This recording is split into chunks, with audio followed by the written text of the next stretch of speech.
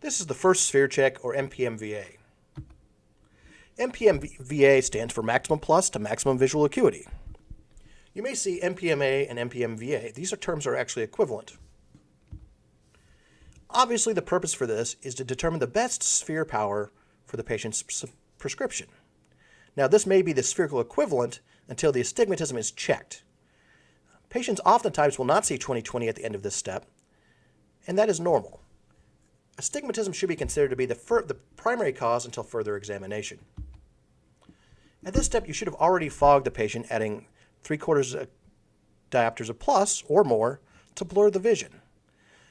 The objective being is to add enough plus power to put the image in front of the retina. This minimizes accommodation then and controls it, because accommodation can only add plus lenses.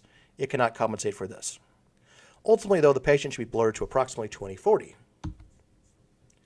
The setup for this next part is lights are on overhead on medium. The VA chart should be set to display a 20/40 or 20/30 line. Starting lenses from retinoscopy, autofraction, or habitual should be dialed into the phoropter with the OD open and OS closed. At this point, do a forced choice addition of 1/4 diopter plus. If fogged correctly, the patient should prefer the less plussed option. This helps you confirm that you are fogged properly and the patient is responding properly to the test. Reduce the plus in 1/4 diopter increments while continuously checking VAs.